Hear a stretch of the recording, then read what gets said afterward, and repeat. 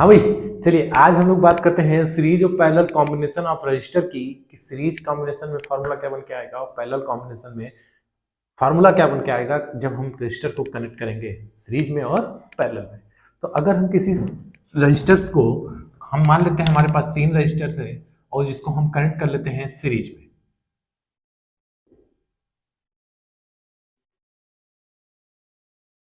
ये हमारे पास 3 रजिस्टर्स, हम कुछ भी मान सकते हैं, 3 2 4 5 जितने भी मान ले हम 3 मान लिए। ये R1, ये R2, ये R3। अब ये हमारे पास जो रजिस्टर है इसको हम कनेक्ट करा दे रहे हैं किसी एक वोल्टेज सोर्स के थ्रू जिसकी वोल्टेज है V, और यहां से करंट का फ्लो होगा, करंट फ्लो होगा I। इस बात का ध्यान देना है कि जब सीरीज में करंट का फ्लो होता है तो हमेशा करंट जो रहती है वो सेम होती है, जबकि पोटेंशियल जो है वो डिवाइड होती है। तो यहाँ पे पोटेंशियल डिवाइड होगा V1, यहाँ पोटेंशियल डिफरेंस होगा V2, यहाँ पे पोटेंशियल डिफरेंस होगा V3। इधर होगा V1, ये हो गया आपका V2 और ये हो गया आपका V3। अब यहां जितना वोल्टेज दिया गया V वो डिवाइड हो रहा है V1 V2 V3 में। तो इसका मतलब जो V है वो इज इक्वल है V1 V2 V3। अरे भाई मान लिया यहां से अगर 30 लीटर पानी जा रहा है तो अगर यहाँ डिवाइड हो रहा है तो कुछ यहाँ कुछ यहाँ कुछ यहाँ, तो इन तीनों का जो सम होगा वो 30 के बराबर होगा, 30 के बराबर होगा। तो इस तरह जो V का सम होगा वो बराबर V इज इक्वल टू होगा V1 V2 V3 के सम के बराबर। तो हम क्या लिखेंगे कि जो V है वो बराबर होगा V1 V2 और V3। अच्छा, अकॉर्डिंग टू ओम्स लॉ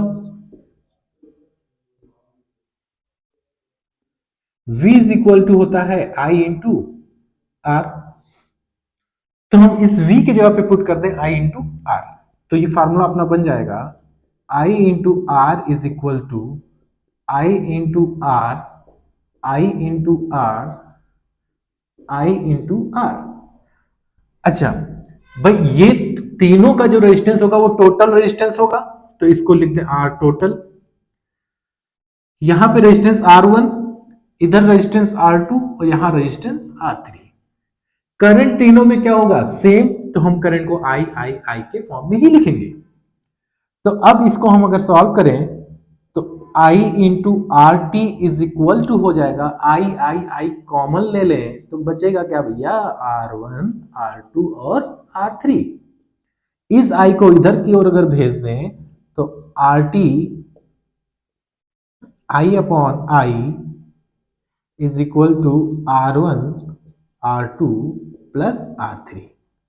एक I कैंसिल आउट हो जाएगा, तो R टोटल की जो वैल्यू होगी यहां लिख देते हैं, R टोटल की जो वैल्यू होगी वो होगी R1 R2 और R3 के बराबर। इसका मतलब है कि सीरीज में जितने भी रजिस्टर्स होंगे उनको हम सिंपली क्या कर देंगे, ऐड कर देंगे। अब पैरेलल की बात करें, इन पैरेलल कॉम्बिनेशन रजिस्टर्स की, और ये क्या था, in series combination of register.